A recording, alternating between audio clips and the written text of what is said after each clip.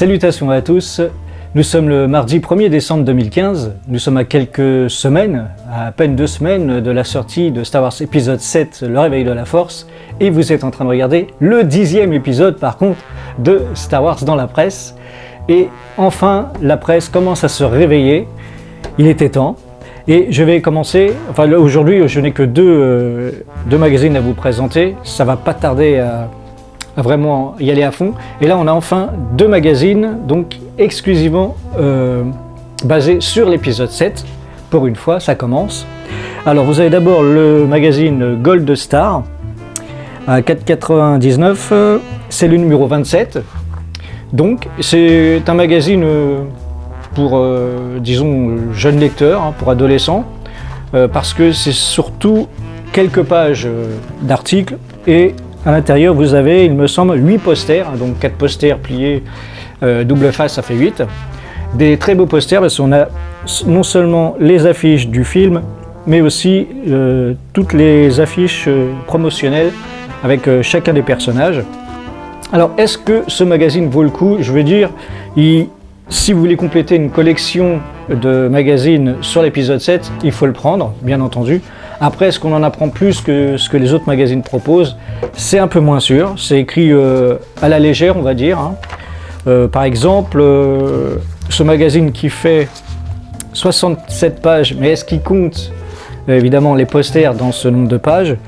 Je vais vous dire ça tout de suite. 18, voilà, on passe de la page 18 à la page 51. Donc effectivement, les posters sont compris dans le prix. Donc vous en retirez... je vais dire, sans dire de bêtises, peut-être 8-10 pages. Et ça ne fait plus donc 67 pages, mais 57 environ à peu près. Bref, ce magazine écrit, on va dire, à la légère, pour vous donner un exemple, vous avez un article toutes les 2 pages. Même pas, après ça finit carrément une page... Chaque page, voilà. Oui, j'ai à peu près 2 pages avec, vous voyez, des photos qui prennent, à l'endroit c'est mieux, qui prennent, vous voyez, une partie et quelques lignes de texte. C'est sympa, hein, c'est pas inintéressant à lire quand même.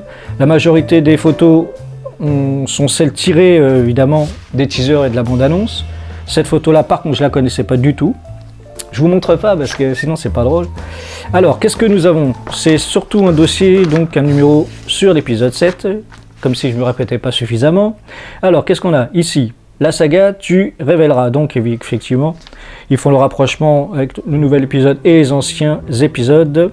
George Lucas et ses 4 trilogies. La Force n'est plus avec George, etc. Je ne vais pas vous lire tous les titres. De Lucasfilm à Disney. Ça veut rien dire dans la mesure où Lucasfilm existe toujours, sauf que c'est la propriété de Disney. Qu'est-ce que nous avons vu? Donc, dans l'ensemble, ça se... Qu'est-ce qu'on a? Donc, 1, 2, 3, 4. 4 pages pour le premier dossier qui s'appelait, comme je viens de vous le dire, la saga Tu réveilleras. Ensuite, on a dans un autre dossier qui s'appelle Le spécialiste Tu rencontreras. C'est forcément Patrick Giraud, le spécialiste. Donc un interview de Patrick Giraud qui tient sur 2 pages. Ensuite, qu'est-ce que nous avons? Le réveil d'une génération, donc ça doit parler en grosso modo des comédiens, des spéculations en fin de compte sur le film. Donc vous voyez, hein, ça reste, qu'est-ce qu'on a après? L'héritage de Vador, donc le nouveau méchant de l'histoire comparé à Vador. Le masque, trouver le design, incarner Kylo Ren. Oups, j'ai donné un nom, c'est affreux. Alors, choisir le comédien, entrer dans la peau du personnage, blabla, donc oui. Qu'est-ce qu'on a après?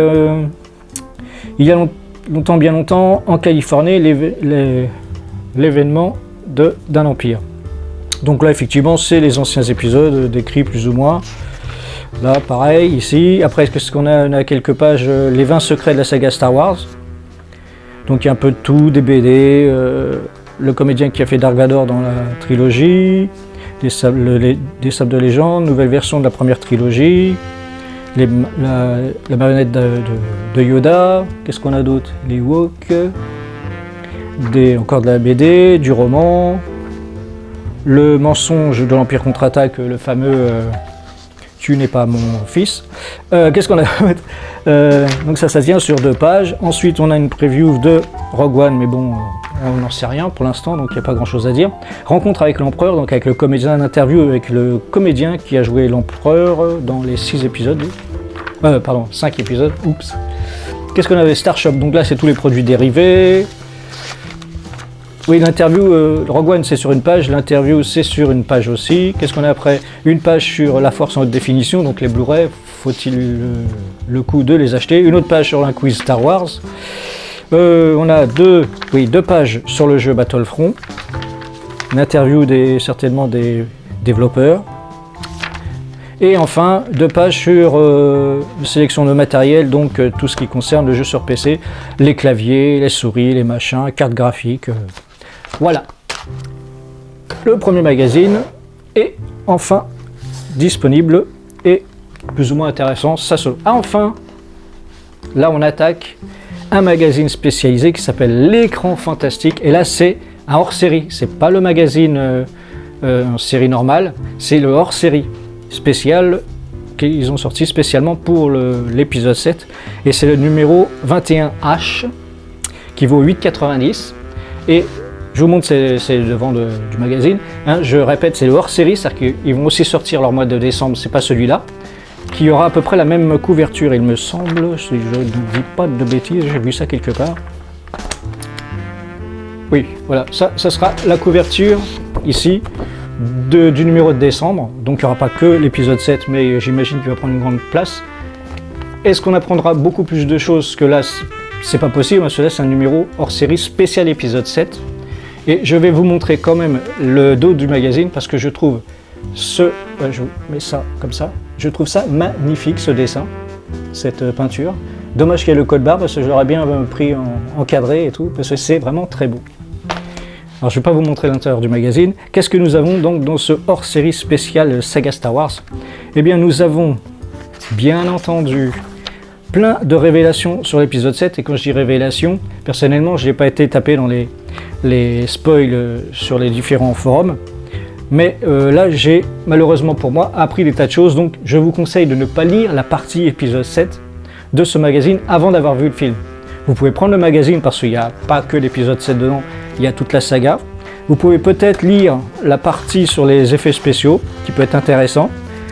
Alors je vais aller dans l'ordre, ça serait plus simple. Alors, dans le sommaire, enfin, c'est même pas le sommaire, c'est la première partie du magazine, c'est titré Le Chevalier Jedi. J.J. Abrams, un petit jeu de mots, ça fait pas de mal. Alors la première partie donc du magazine est consacrée bien entendu à l'épisode 7. Je vous conseille de ne pas le lire avant de voir le film parce qu'il y a évidemment les comédiens qui s'expriment sur leurs personnages, qui disent pas mal de choses, et même les relations entre les personnages, on apprend des trucs que j'aurais préféré ne pas savoir parce que pour moi le spoil c'est l'histoire, et là malheureusement je l'ai eu dans l'os. Donc je vous conseille de ne pas lire cette partie du magazine avant. Qu'est-ce que je me répète, c'est affolant. Donc on a les réveils de la Force il y a longtemps, dans une galaxie lointaine, transition, le mythe et sa magie, et donc ça part de la page 6, cet épisode 7, et ça va jusqu'à, oh bah tiens, j'étais encore dedans, jusqu'à la page 51, donc de la page 6 à 51, c'est que l'épisode 7. Il y a quelques petites choses que vous pouvez lire si vous voulez, qui ne vont pas vraiment vous gêner, comme les effets spéciaux. Donc là je continue, toujours sur l'épisode. Là après, à la page 12, à partir de la page 12, c'est J.J. Abrams, donc tous ses films, sa façon de concevoir des films. Ensuite, donc ça tient sur 2 pages. Ensuite, sur la page 14, Daisy Ridley et Joe Boyega. Donc, fameuses interviews, mais c'est mélangé interviews et spéculation, mais il y a surtout d'interviews où ils disent pas mal de choses sur leur personnage qu'il ne faut pas lire avant de voir le film, sinon c'est plus la surprise. Mais vous allez quand même l'apprécier après avoir vu le film, c'est vraiment très très intéressant. Et ça va donc de la page 14 à la page 19. Ensuite, qu'est-ce que nous avons? Les acteurs au masque 3D, Andy Serkis et Lupita Nyong'o. Donc là, évidemment, c'est tout ce qui est capture de mouvement, c'est avec les combinaisons et tout ça. C'est intéressant à lire, mais là, pareil, ne le lisez pas tout de suite avant d'avoir vu le film. Attention, je ne suis pas en train de dire que c'est mauvais, hein, c'est qu'il ne faut pas avoir ce genre d'informations-là avant d'avoir vu le film. C'est intéressant, une fois que vous avez vu le film, de plonger dans la conception du film. Qu'est-ce que nous avons là? Donc, je vous ai dit quoi, moi? Donc, la capture de mouvement, ça part de la 20, ça va jusqu'à la page 23. Ensuite, à la page 24, dans les coulisses de la Creature Shop, donc toutes les fabrications des créatures. Là, c'est pareil, c'est intéressant, mais il donne des informations sur des personnages, maquillage, hein, tout ça, sur des créatures qu'il faut peut-être attendre un petit peu pour lire cette partie du magazine. Donc, évidemment, BB-8 est là, mais pas seulement. De très belles photos, donc, et j'ai lâché la page de début. C'est commence page 24 et ça va jusqu'à la page 31. Ensuite, je parlais de BB-8, là vous avez carrément une page, 2 pages, 3 pages, 4 pages, 4 pages rien que sur BB-8, donc sur sa création, sa conception. Là c'est une interview de ceux qui ont créé BB-8. Là je vous conseille aussi d'attendre avant de le lire, de voir le film. Et je suis sympa, hein, je vous dis d'éviter des pages, il faut le faire. Ensuite, page... ah bah ça c'est pas mal, on a plus de numéro de page. Donc 39, 38, 37, 36. À partir de la page 36, le superviseur des effets visuels Pat Bubash, la 3D dans le respect de la tradition. Oui, alors là, par contre, je peux vous le dire, là on apprend qu'il n'y a pas de maquette de vaisseau dans le film, à part ceux de grandeur nature avec les personnages quand ils sont posés, avec les acteurs quand ils sont posés, donc dans la création des décors. Mais tout ce qu'ils veulent, c'est de l'image de synthèse. Par contre, ça, vous pouvez le lire avant de voir le film, parce que c'est hallucinant le travail qu'ils ont fait. Ils ont été bien sûr chez Lucasfilm pour capturer en 3D et en très haute définition tous les éléments de chaque vaisseau, de chaque maquette, mais il n'y a pas de maquette utilisée pour ce film. Voilà. Là, j'ai cassé le jouet. Alors, on continue, j'en étais donc à la page, je vous ai dit 36, hein, jusqu'à la page 39. Donc tous les effets visuels, images de synthèse, incrustation, etc. Ensuite, à la page 40, jusqu'à la page 45, quand ILM retrouve Star Wars, le superviseur senior des effets visuels Roger Guyette, c'est la suite enfin c'est une autre, on va dire une autre version. Il y a plusieurs ateliers qui ont travaillé ensemble et ils parlent de leurs liens, mais chacun de leur côté du truc, bien qu'ils ont tous travaillé ensemble. Et c'est très intéressant à lire aussi. Moderniser l'ADN de la saga, je pense que vous pouvez le lire aussi avant de voir le film. Donc ça commence page 40. Oui, parce qu'il ne parle pas trop de... Ou alors attendez aussi, enfin c'est vous qui faites le choix. Ouais. Donc on était à la page 45, page 46, Animer l'impossible, pardon. Le superviseur de l'animation Paul Cavanagh, le Faucon Millenium et les gouttes d'eau. Oui, alors là c'est encore la suite de ces 3 ateliers, 3 versions de la conception du film. C'est intéressant aussi, mais là je me suis arrêté là où j'ai mis mon petit garde-page, donc je peux pas vous dire ce qui se passe. Mais c'est intéressant, de toute façon le magazine est très intéressant. Et à la fin, on arrête à la page 51, et à la page 52, c'est la deuxième partie du magazine, donc, qui s'appelle Autour de Star Wars. Et donc on repart sur George Lucas, comme par hasard, la construction d'un empire. Il y a donc 64... 1, 2, 3, 4, 5, 6. Et là, on n'est plus dans George Lucas, on est carrément dans tout ce qui concerne les 2 trilogies qu'on a déjà vues. Ensuite, ça va jusqu'à la page donc 62, à la page 61. À partir de la page 62, nous avons la musique des étoiles, donc George Williams, qui va évidemment parler de son travail. Jusqu'à la page 65, ça fait pas mal de pages rien que pour lui, donc ça va être intéressant à lire aussi. À partir de là, vous pouvez lire, hein, puisque ça correspond que à ce que nous connaissons déjà de la saga. À partir de la page 66, Star Wars, chronologie d'une épopée en 6 actes. Donc là, un petit résumé des épisodes. de l'ancienne trilogie, n'est-ce pas, de saga. Ça va jusqu'à la page 71. À partir de la 72, de la page 72, saga, les créatures de la trilogie originale. Donc la conception des créatures. Il y a encore pas mal de pages et les photos sont pas très grandes. Ensuite, page 77, page 78, nous avons Lawrence Kasdan, du côté obscur de la force, donc encore intéressant à lire. Là, c'est pas une interview par contre. Si dans un ancien magazine c'était un interview, là ils doivent parler de sa carrière, donc résumer sa carrière. Ça tient sur 2 pages, à partir de la page 80, la 3e trilogie, George Lucas et les épisodes fantômes.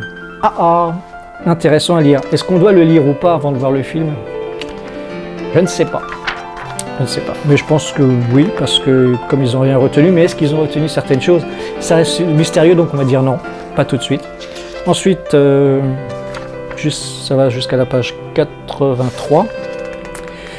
À la page 84, nous avons 2 pages sur la chronologie de la Guerre des Étoiles, une histoire de canon. Ça continue même après. Voilà, et ça tient sur 5 pages, pardon. Pour aller à la page 88, où là ça parle bien sûr, Nouvel Espoir, la revanche des jeux vidéo. Donc là on a tous les jeux vidéo, donc ça retrace l'histoire des jeux vidéo sur la trilogie, sur la saga où je vais.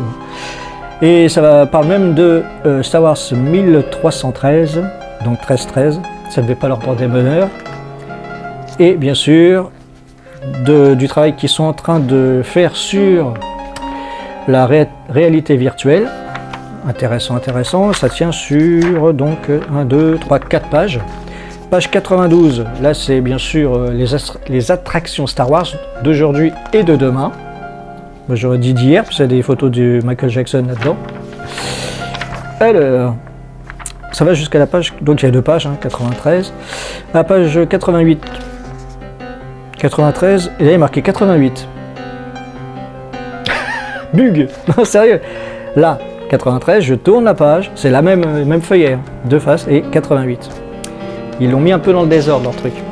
Et là, ce sont les figurines, donc les jouets de collection. Attention, pas les figurines genre vous le trouvez au coin de la rue, parce que là, c'est carrément les figurines sorties dans les années 80, 70-80.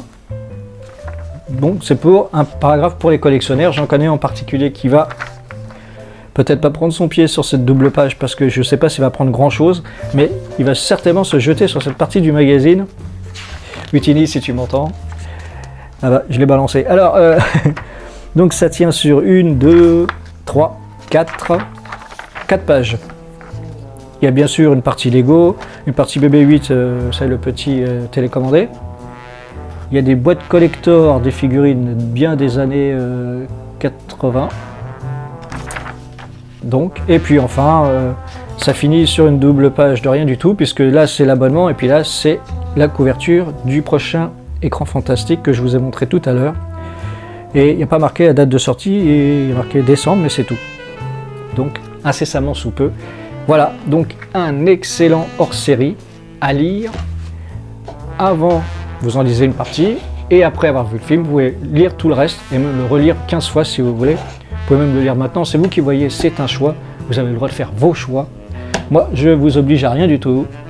Et c'était donc Darak, toujours sur la brèche écrite pour vous servir. Et je vous dis à bientôt et que la Fan Force soit avec vous.